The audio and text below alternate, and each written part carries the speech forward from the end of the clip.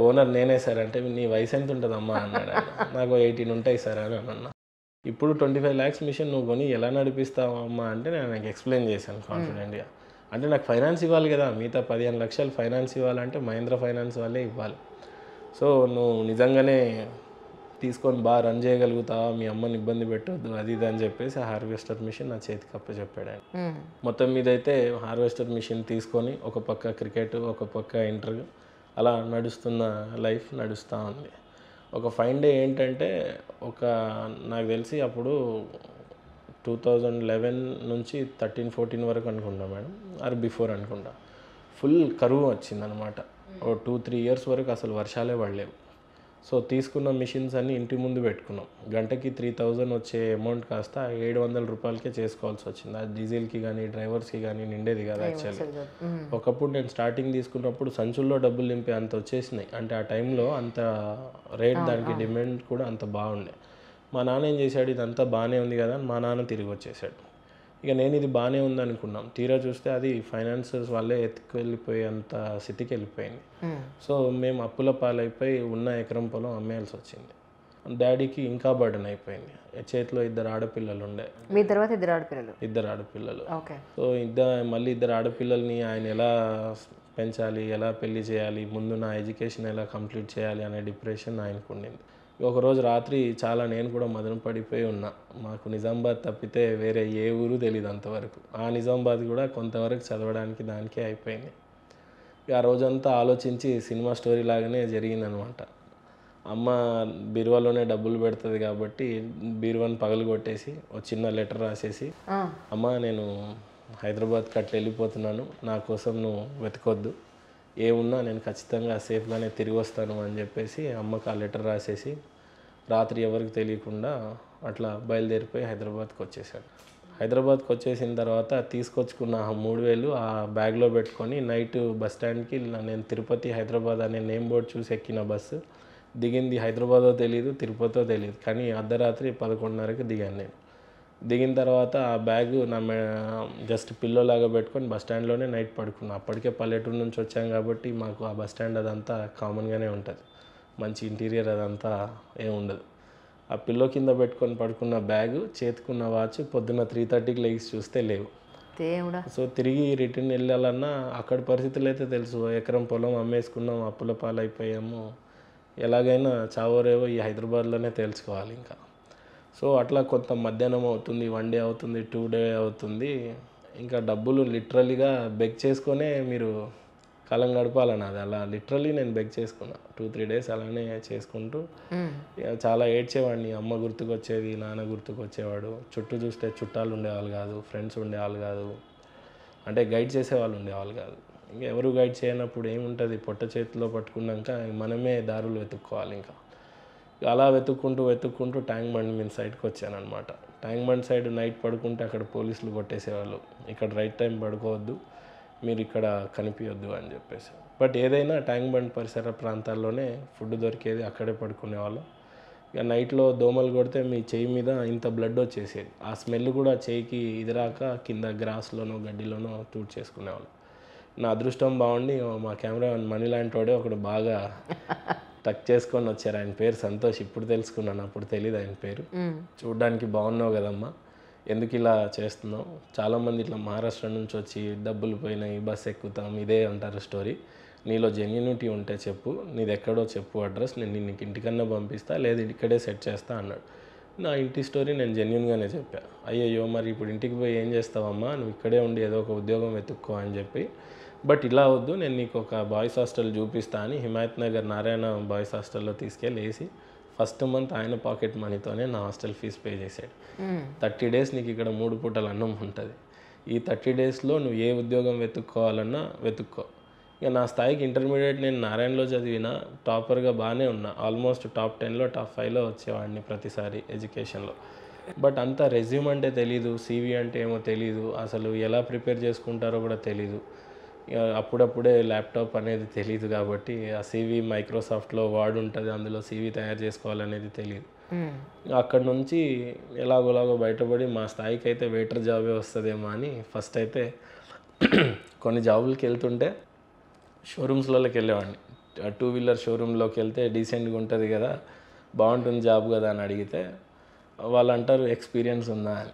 ఇక నాకు కొన్ని ఫోర్త్ ఇంటర్వ్యూలో ఒక జోక్ ఏంటంటే, ఈ అమ్మాయి ఎక్స్పీరియన్స్ ఎక్కడ దొరుకుతుంది అసలు, పోయినోడు జరిగినప్పుడల్లా ఎక్స్పీరియన్స్ అంటారు, ఇంకేం ఆపర్చునిటీ దొరుకుతుంది మనకి అని బాగా ఇదైపోయి, వెయిటర్ అయితే బెస్ట్ ఏమో, కొంత బాడీతోనే పని చేసేదే రాసి పెట్టుందేమో, ఇంకా ఫింగర్ టిప్స్తో పని చేసేది మనకి యోగ్యం లేదేమో, ఉంచాలి అని చెప్పేసి.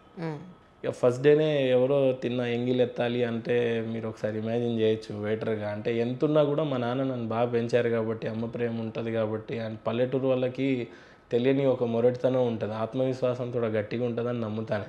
మనమేంది ఇది చేసేది, ఒకటి తిన్నది ఎత్తేది ఏంది అనేది ఉంటుంది. అంటే ఇంతకుముందు సినిమాలో స్టోరీ లాగానే ఎవడో పెళ్ళిలో నా విస్తరాకు ఎత్తుతుంటే ఏదో బాధ అనిపించేది, అదేంది వీళ్ళు ఎందుకు ఎత్తుతారు మనం తిన్నదని నేనే వేసేవాడిని, వాళ్ళకి ఇచ్చేవాడిని కదా. కానీ ఇక్కడ వాళ్ళు తింటే కొంత బోన్స్ కానీ అవన్నీ ప్లేట్స్ అంతా కొద్దిగా మనకు అలవాటు అవ్వదు. తీసుకెళ్ళి అది చేయటం, ఆర్డర్ తీసుకోవటం అదంతా కొంత కష్టంగానే అనిపించేది. ఇంకా జీవితం ఇలానే ఉంటుందని ఇమాజిన్ చేసినప్పుడు ఎవరు మాత్రం కోరుకుంటారు అలాంటి లైఫ్ ఉండాలని. ఆ తర్వాత కొంతకాలం పోయిన తర్వాత లక్కీగా ఈట్ హైదరాబాద్ రెస్టారెంట్ నేను వర్క్ చేసింది హిమాయత్ నగర్లో. సో ఆ ఈట్ హైదరాబాద్లో ఆ మేడం గారి పాపం లక్కీగా నిజామాబాద్ ఫ్రాంచైజ్ ఓనర్. ఒకరోజు నేను ఆర్డర్ తీసుకున్నప్పుడు నా హ్యాండ్ రైటింగ్ చూసింది యాక్చువల్లీ. అరే ఇంత బాగా రాస్తున్నావే, మరి వెయిటర్ జాబ్ ఎందుకు చేస్తున్నావు నాన్న, నువ్వు రిసెప్షన్లో చేసుకో అంటే, ఆ రోజు నైటే నేను ఎక్సెల్ షీట్స్ అవన్నీ ప్రిపేర్ చేసిన దాన్ని చూసి మేడం చాలా లైక్ చేసింది. నువ్వేమన్నా చదువుకుంటానంటే చెప్పమ్మా అది అని అంటే, లేదు మేడం నేను చదువుకొని నేను వర్కే చేసుకోవాలి, ఇంట్లో పరిస్థితి ఏం బాగాలేదు నాకు, తప్పదు మేడం నాకు అన్న. అట్లా ఒక 1-2 months అలా గడిచిపోయిన తర్వాత నా జీవితంలోకి మళ్ళీ ఒక దేవతలాగా, ఆమె పేరు మౌనిక రెడ్డి యాక్చువల్లీ. ఎందుకంటే ఇంత ప్రొనౌన్స్గా చెప్తున్నా, నా లైఫ్లో జర్నీ చెప్పుకొని ఈ టెస్టిమోనియల్ కల్పించిన మీకు నిజంగానే ఏమంటారు, రుణపడి ఉండాలా. సో అప్పుడు మౌనిక రెడ్డి అనే అమ్మాయి జస్ట్ తినేసింది, అంత అయిపోయింది. ఆ అమ్మాయి నా కౌంటర్ దగ్గరికి వచ్చినప్పుడు ఈ జాబ్ చేయాలంటే ఏం చదువు ఉండాలి అని అడిగింది. ఇదో పెద్ద జాబ్ మరి నా మనసులో నేను అనుకుంది. మీరేం చేశారు అని అన్నాను. నేను ఏవియేషన్ చదువుతున్నాను, పక్కనే మా ఇన్స్టిట్యూట్ హిమాయత్ నగర్ ఫ్రాంక్ఫిన్లో నా ఏవియేషన్ నడుస్తుంది అని. ఇక ఏవియేషన్ అంటే ఏంటి అంటే ఎయిర్లైన్స్ రిలేటెడ్ కోర్స్ అనింది. సో ఆ ఏవియేషన్ అనేది ఏదో సౌండ్ బాగుంది కదా అని ఆ రాత్రికి అలా ఆలోచించి నాకు టైం దొరికినప్పుడు నేను ఆ అకాడమీకి వెళ్ళి కనుక్కున్నా ఫీజు. అడిగితేనేమో 3 lakhs అన్నారు వాళ్ళు. నా శాలరీ అప్పటికి కరెక్ట్గా 6,000 వస్తుంది. హాస్టల్ ఫీజు అంతా పే చేస్తే నాకు 3-4,000 అలా మిగులుతుంది. మా మామయ్య వాళ్ళు వీళ్ళు కొంతమంది బయట దుబాయ్లో పనిచేస్తూ ఉంటారు, వాళ్ళు కూడా లేబర్స్ లాగానే పనిచేస్తారు. వాళ్ళందరికీ అబద్ధాలు చెప్పాల్సి వచ్చింది, నేను మోసాలు చేయాల్సి వచ్చింది. ఎక్కడో జాబ్ వచ్చింది, ఇంత కడితే ఇంత వస్తుంది, మీకు ఇన్ని రోజులలో తిరిగి కట్టేస్తానని చెప్పి మొత్తం మీద ఒక 60-70 వేలు జమ చేసి, ఆ ఈట్ హైదరాబాద్ ఓనర్ని చదువుకుంటావా అని అడిగారు కదా మేడం, ఒక 20,000 మీరు ఇవ్వండి అని అంటే, అదేంటో మరి ఆ రోజు ఆ మేడం జాబ్లో నుంచి తీసేసింది. ఇంకా తీసేస్తే నన్ను మళ్ళీ నేను వేరే జాబ్ వెతుక్కుంటే నా పరిస్థితి చాలా కష్టంగానే ఉండింది. అప్పుడు హాస్టల్ ఫీజు కట్టలేక కొన్ని రోజులు మళ్ళీ అట్టపెట్టెల మీద పడుకొని, అప్పటికి 70,000 దొరికాయి. మళ్ళీ ఆ 70,000 కరెక్ట్గా అడ్మిషన్ ఫీజు కట్టాలి, లేదు కొంత ఒక 10,000 ఖర్చు చేసినా కూడా మళ్ళీ ఎక్కడ కూడా నాకు అడ్మిషన్ దొరకదు. సో ఫస్ట్ అయితే అడ్మిషన్ తీసుకున్నాక తెలిసింది నాకు గ్రూమింగ్ మ్యాండేటరీ ఏవియేషన్లో అన్నారు. బ్లేజర్సు, సూట్స్, క్లీన్ షేవింగ్ ఇదంతా అనేసరికి ఇదేంటి అసలు ఇలా జరిగింది ఏంటి.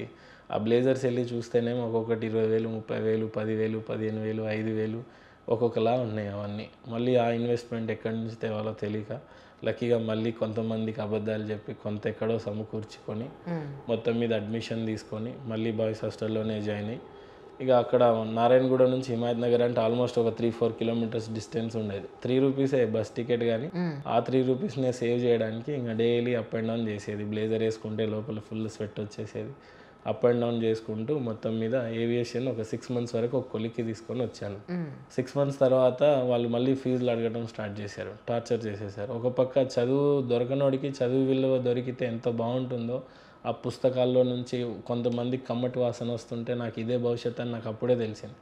ఇది చదువు కనుక లేకపోతే చాలామంది కొన్ని స్పీచ్లు చూసేవాళ్ళం మనం అప్పట్లో. అంబేద్కర్ చెప్తాడు, పేదవాళ్ళకి ఏదన్నా ఒక విద్య ఉంది, అది పేదవాడికి ఏమన్నా ఉంది అని అంటే ఆయుధం అది కేవలం విద్యతోనే సాధ్యం అని అంటాడు. అప్పుడు నాకు నిజంగానే అర్థమైంది. అంటే ఇప్పుడు మనం చదువుకోకపోతే జీవితాంతం ఇదే వెయిటర్లో ఉంటాము. పక్కన ఏవియేషన్ చేస్తున్నప్పుడు రిచ్ కిడ్స్ అందరు నా పక్కన కూర్చుంటున్నప్పుడు ఒక్కొక్కళ్ళు హార్లీ డేవిడ్సన్ బైక్స్ వేసుకునేవాళ్ళు, మంచి మంచి బెంజ్లో వచ్చేవాళ్ళు, తల్లులు దించేసేవాళ్ళు. ఇవన్నీ ఈ 1-2 ఇయర్స్లో మా అమ్మ నన్ను ఎప్పుడు చూడడానికి రాదు నాకు తెలిసి. ఇంకా నేను తిరిగి మా ఊరికి ఎప్పుడు వెళ్ళలేదు. అసలు కమ్యూనికేషన్ లేదా ఇంకా ఏం లేదు, అంత సోమత లేదు మాకు. యాక్చువల్గా ఒక ఫోన్ కొనుక్కోవాలంటే కాయిన్ బాక్స్లో నుంచి వేసి అమ్మకు ఫోన్ చేసి నేను బాగున్నానని చెప్పుకోవటమే, అంతకు మించి మాకు ఏ కమ్యూనికేషన్ ఉండదు. 6 మంత్స్ పట్టేది, 4 మంత్స్ పట్టేది అమ్మకు ఫోన్ చేయాలి అని అంటే. సో మొత్తం మీద అయితే బ్లేజర్స్ అవి కొనుక్కొని మళ్ళీ వాళ్ళు ఫీజుల కోసం టార్చర్ చేస్తున్న టైంలో లక్కీగా నాకు ఫస్ట్ సెమిస్టర్స్ వచ్చేసినాయి. దాంట్లో గ్యాలీలియో ఫిడిలియో అని చెప్పేసి 2 సాఫ్ట్వేర్స్ ఉంటాయి. ఒకటి షిప్ సైడ్ వెళ్తారా, ఎయిర్లైన్స్ రిలేటెడ్కి వెళ్తారా, ట్రావెల్ని చూస్ చేసుకుంటారా, హోటల్ మేనేజ్మెంట్ని చూసుకుంటారా, 4-5 సెగ్మెంట్స్ ఉంటాయి అందులో. నేను HTCS తీసుకున్నాను కంప్లీట్ అన్నిట్లో అని.